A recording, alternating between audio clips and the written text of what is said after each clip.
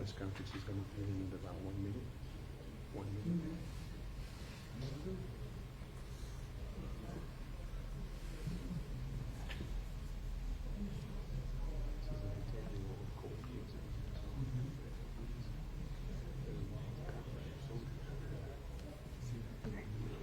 Good afternoon, everyone. Thank you for joining us for our press conference. Before I begin, I'd like to go over some housekeeping rules with you. Please be sure that all your mobile devices are silenced at this time. We also ask that you would please hold all of your questions to the end of this conference. We are asking that any questions or all questions only be related to this investigative update. Also, at the end of the press conference, as you exit, there will be an information sheet that will be provided to you as well. At this time, I'd like to introduce Captain Hunt with the Major Crimes Division, and he will begin with opening remarks.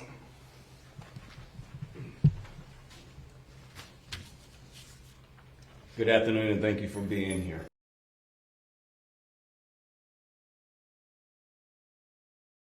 We're here to inform you today of a cold case homicide that took place Memorial Day weekend 2010, and an arrest has been made in this case.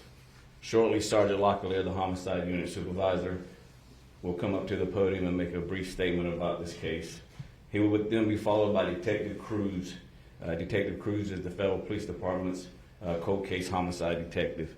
Then the Chief of Police, Chief Braden, will come up and make a few comments, and once he's done, he will open up the floor for any questions that you may have related to this case.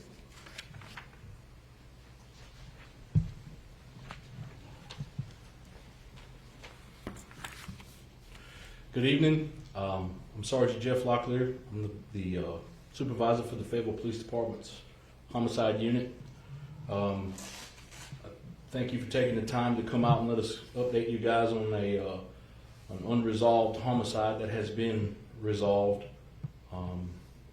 The original crime took place in 2010, and I was actually the lead investigator on it at that time, and we put a lot of investigative effort into it. It's been almost, 13 years now.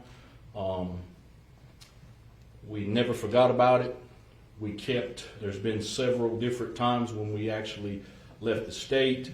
We've sent different things to the lab. We've put a lot of work into this case, and for, like I said, almost 13 years it went unresolved.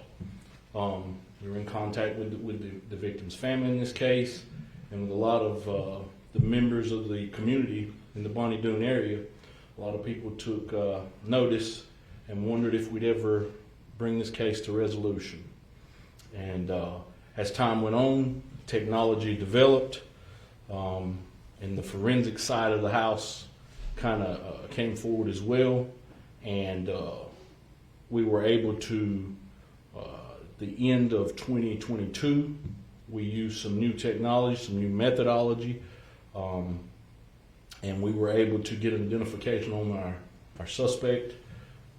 We got him identified, and we were actually able to conduct an interview with him, and he's been extradited back to North Carolina now, where he will face and go through the criminal justice process. We won't be able to talk specifically about the investigation. We have to be careful once somebody has been charged with the crime.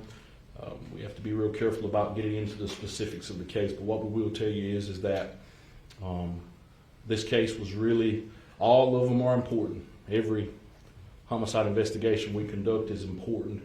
All of them, there's victims behind every one of them, and then victims' families behind every one of them. But this one has just been there at me. I think years ago, Nancy McClear with the newspaper said that it gnawed at me, and this one kind of did. So I'm thankful to still be here at the Fayetteville Police Department and see this thing brought to some resolution. We have a detective at the police department, and he's my cold case homicide guy. He's also the police specialist, so he trains any new detectives that may come to the unit. He's kind of my right-hand man. He takes care of a lot of things that I can't sometimes due to other issues.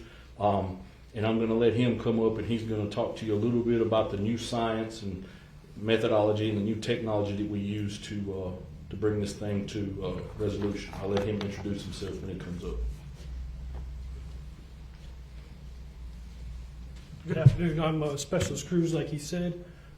Basically, this case resolution came from just hard case work, a lot of participation from other entities that we would like to extend our gratitude to. Fort Bragg's CID office, Houston County or Harris County, and the Houston homicide guys down in Texas helped us out a lot, as well as the Wharton County Sheriff's Office. But with as far as the apprehension of the suspect being brought back here to Fayetteville, now we'll enter the phase in which the criminal justice system takes over. Thank you.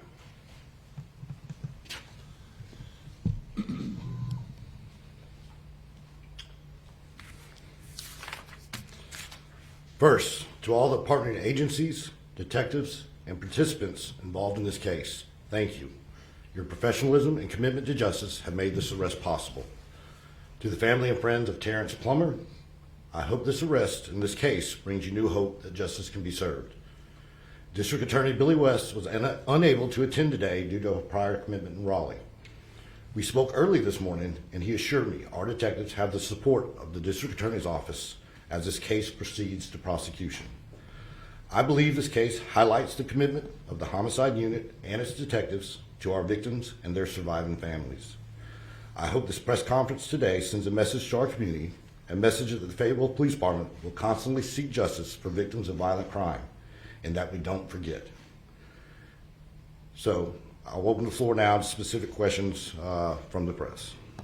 Captain Locklear, you were the chief investigator on. I watched a video of you this morning talking about this case. Give us some nuts and bolts about what you thought happened back then, because that's public record right now. You kind of described the case of where you thought that where the individual was killed. So walk us through that like you did 10 years ago. Okay. I will take the promotion you gave me. I'm not a captain, I'm a sergeant, but I'll take that promotion. And again, this crime took place in the Memorial Day weekend of 2010. It was a busy weekend for us that weekend. We actually had the guys, the other half of the squad was actually working a separate homicide. And when I received a telephone call from Sergeant Chris Corcione at the time, who informed me that we had now a second homicide that we were going to be responsible for investigating.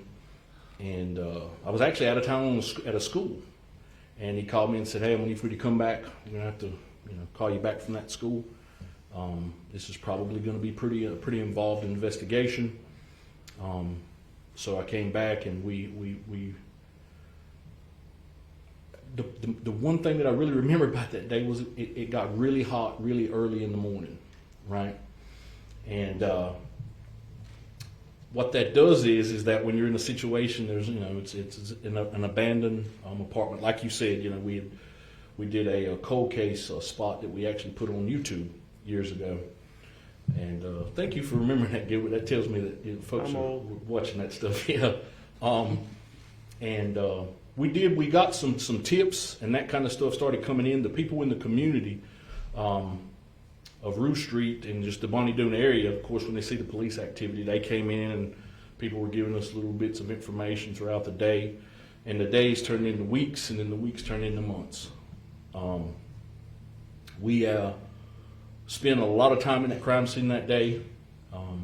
And we collected a lot of evidence. We collected a lot of evidence that we would need to send to the lab, which we did. And there was a key piece of evidence that we actually collected that we had hoped would bring us some results sooner than 13 years later. But it took time for the science to develop, for the databases to communicate and that kind of stuff. But once that was done, we were able to identify our suspect in that case. And I don't think it goes without saying that it was one of the more brutal murders that I dealt with in my career. And again, all of them are important. All of them have a victim, and then all of them have a victim's family.